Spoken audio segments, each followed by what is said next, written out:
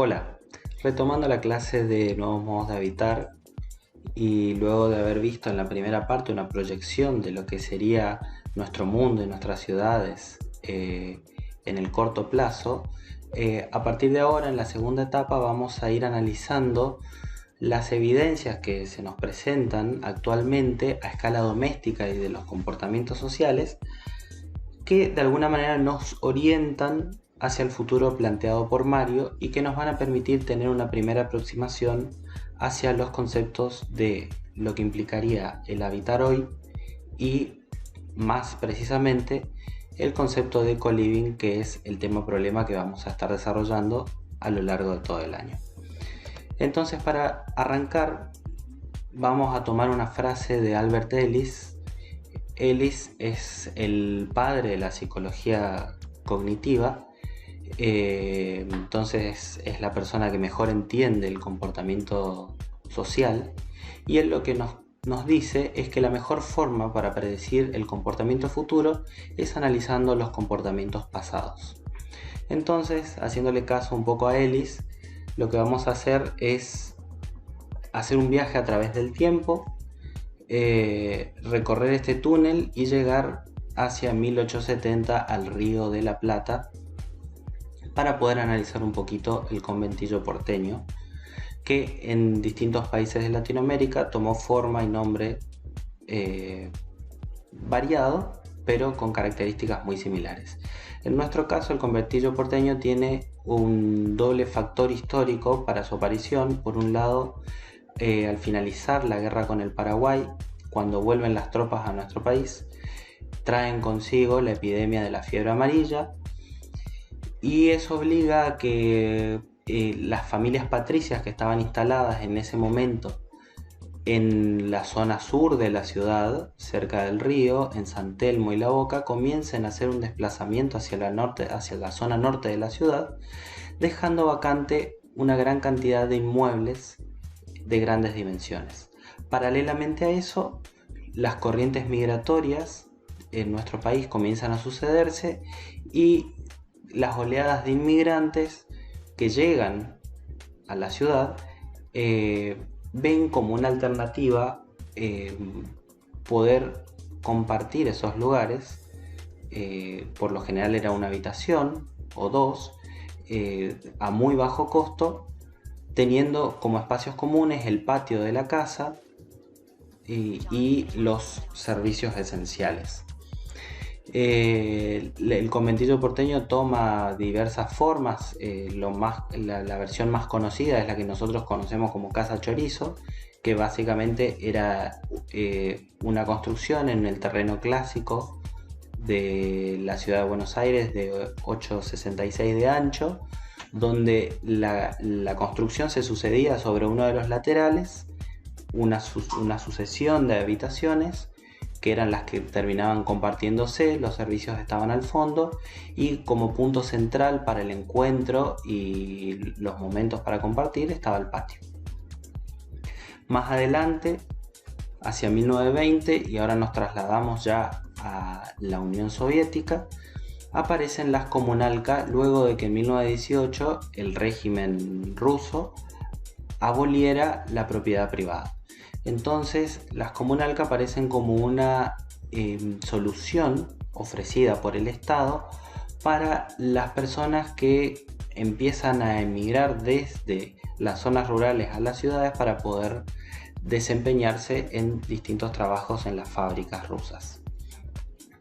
Un poco más adelante, ya hacia 1970, y en los países nórdicos comienza a ser muy habitual ver comunidades residenciales reducidas, básicamente cerradas, que tienen su origen a partir de los movimientos ecologistas y los movimientos hippies de ese periodo de tiempo.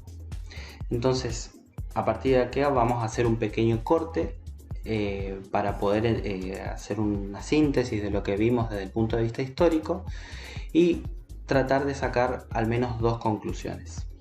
Primera conclusión, y teniendo en cuenta lo que nos decía al principio Albert Ellis, los comportamientos socioculturales dan forma a los espacios en los que vivimos. Como si la realidad de alguna manera fuera un gran Lego que en vez de moldearse con las manos, se moldea a partir de los comportamientos de la sociedad.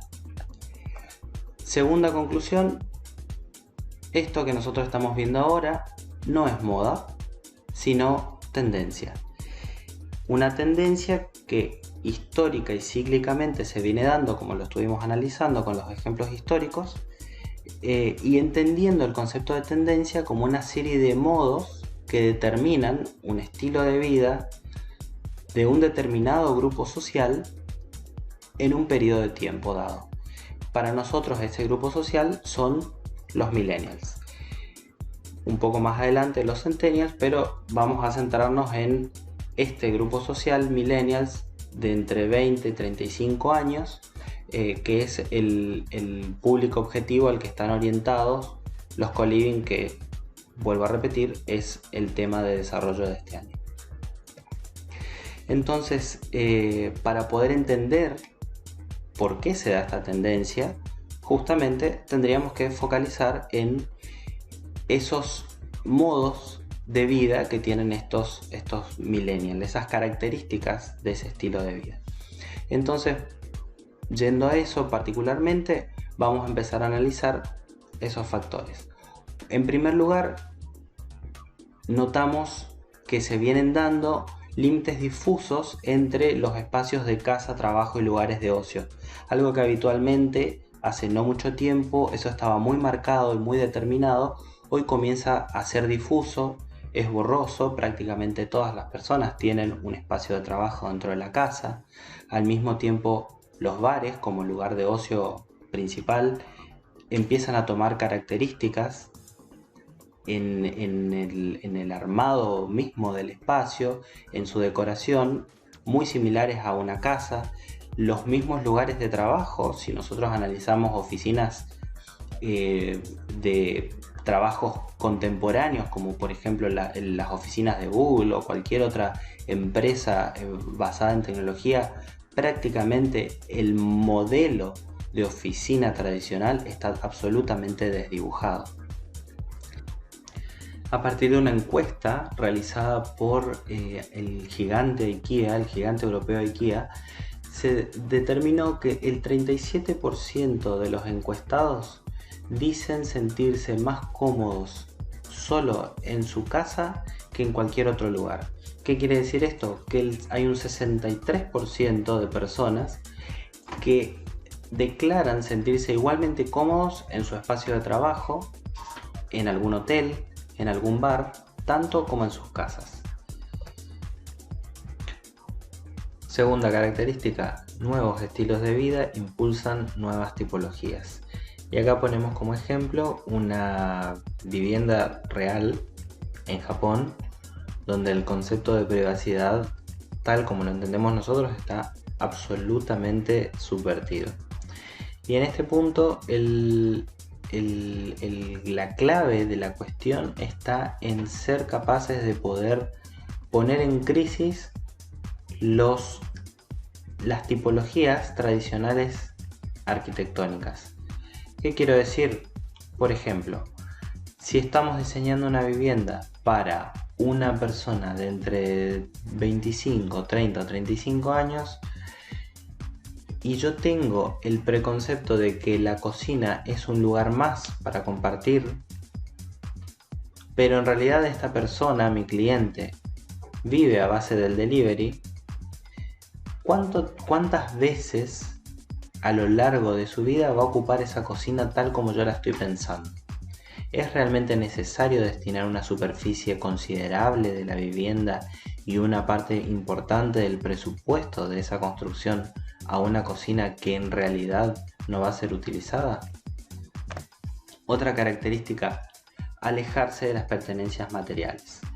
Antiguamente, y en realidad hasta hace no mucho tiempo, era muy común establecer que uno lograba un determinado estatus o lograba algo en la vida a partir de una serie de elementos materiales con los que uno tendría que ir haciendo como una especie de check. El auto propio, la casa propia, etc.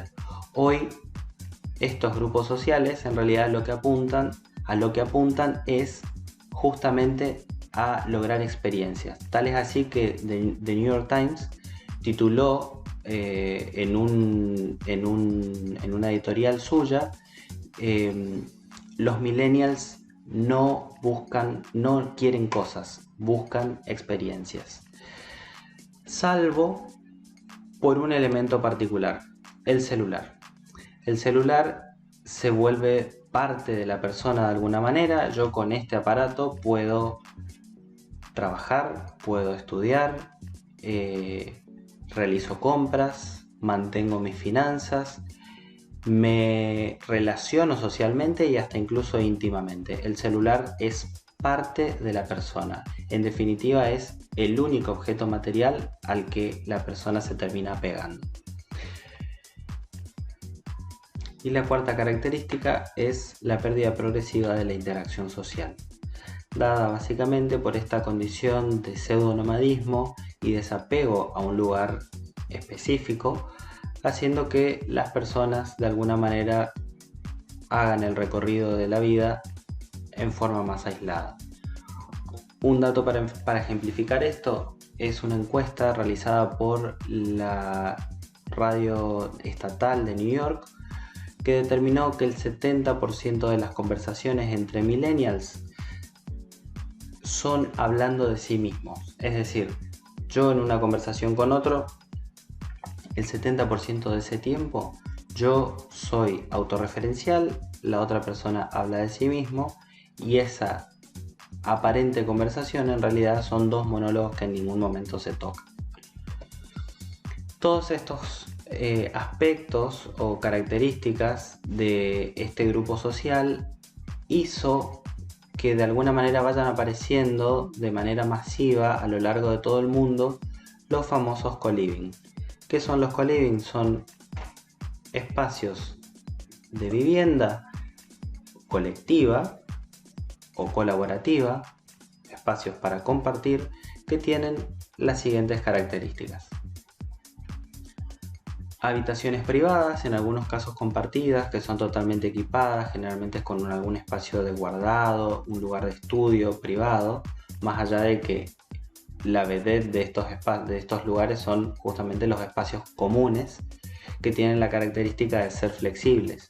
Son lugares adaptables, pensados para poder realizar la mayor cantidad de actividades posibles en esos lugares. El objetivo final es lograr la relación entre los distintos residentes. Entonces, en estos lugares se puede trabajar, se puede estudiar, se puede pasar algún rato de ocio. Otra característica de los co-living son los servicios de apoyo de máxima calidad. Por lo general tienen laundries, que no son la típica lavandería, sino que son un lugar más para estar o para compartir.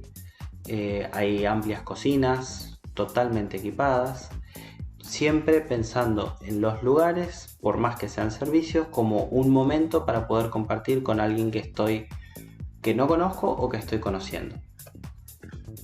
Atención personalizada a las 24 horas, por lo general tienen un sector de recepción, algún coordinador del co-living que está permanentemente atento a todas las necesidades de los residentes.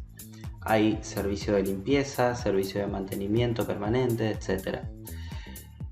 Otra característica, obviamente, como el foco está puesto en compartir entre los residentes, los amenities exclusivos: gimnasio, pileta, solarium, sala de yoga, microcine, zona de bar y cualquier otro servicio complementario que puedan imaginarse, que de alguna manera abone a esa idea de espacios para compartir.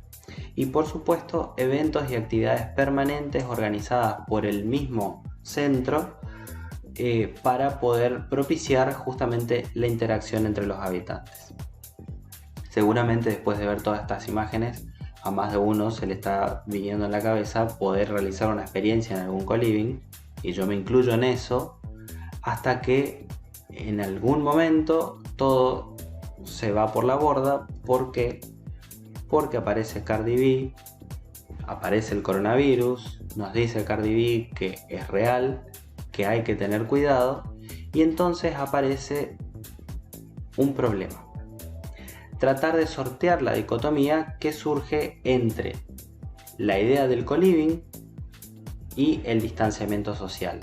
El co-living, por un lado, con el prefijo co, que de alguna manera nos remite a lo colaborativo, a lo comunitario, y por otro lado la antítesis, el aislamiento o el distanciamiento social.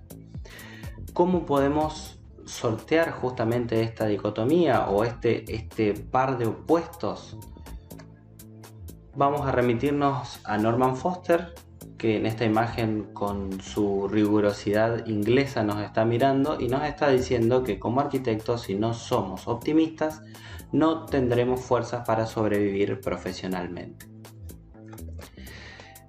Esto es un recorte de notas periodísticas que salieron en los últimos 30, 40 días en distintos medios del mundo, blogs, diarios, etc., donde se pone de manifiesto la complejidad que tienen estos espacios de residencia comunitaria para sobrellevarlo en un momento tan crítico que vive el mundo como la pandemia del coronavirus y la necesidad del aislamiento social. De alguna manera u otra, la mayoría de los espacios de co-living coinciden en una serie de medidas tendientes a poder compatibilizar la idea de la vida en comunidad con el aislamiento requerido por las autoridades en los distintos países. Básicamente esas medidas consisten en prohibir las visitas por un determinado tiempo, eliminar el servicio de limpieza, que por lo general lo realiza personal externo al lugar, proveyendo a los residentes de insumos y materiales para poder realizar la limpieza propia. En algunos casos se ha limitado el acceso a los puntos comunes dentro de la residencia. Pero a mí lo que me interesaba de todo esto era justamente la visión optimista, que es la que plantea Norman Foster y la que desde el principio, en la primera parte de la clase dada por Mario, se habla de la visión optimista, que la rescato de una nota que salió en la revista Rolling Stone en la edición americana, donde se le hace una serie de entrevistas a residentes de los espacios de co-living más grandes de Estados Unidos, y una de las chicas comenta que en realidad ellos lo vieron como una oportunidad para poder conocer más a las personas que están ahí adentro. Ella dice, bueno, nos vimos en esta situación y nos planteamos, ¿por qué si vos que sabes de fotografía no das un curso de fotografía? Él que sabe de yoga nos da unas clases de yoga, etc. Y así poder ir consolidando la vida en comunidad. Y ella termina la entrevista diciendo algo muy, muy emotivo, muy humano, que es, si vos necesitas un abrazo, ¿por qué yo te lo voy a estar negando? Si nosotros estamos todos acá y estamos viviendo lo mismo y estamos tratando de sobrellevar este momento, ¿por qué no nos apoyamos unos a otros, en definitiva? Entonces, como modo de cierre y para poder enlazar todo lo que vimos tanto en la primera parte como en esta segunda de la clase de nuevos modos de habitar, planteo algunos interrogantes a modo de reflexión. En primer lugar, ¿es posible enunciar un concepto único de lo que implica habitar hoy?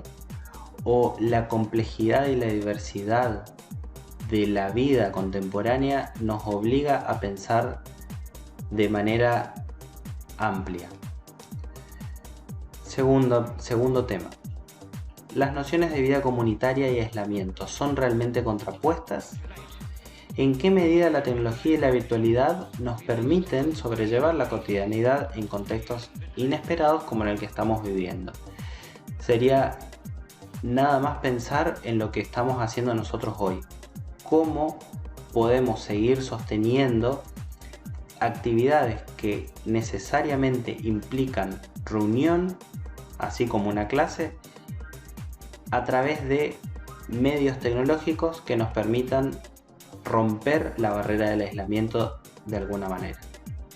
Y en tercer lugar, y recuperando una de las últimas reflexiones que hace Mario en la primera clase, en el mundo VUCA en el que estamos insertos, VUCA es un acrónimo de volátil, incierto, cambiante y ambiguo. En este mundo VUCA, ¿qué habilidades necesitamos desarrollar nosotros para afrontar la profesión? Bueno, con esto cerramos y esperamos que les haya resultado de interés. Gracias.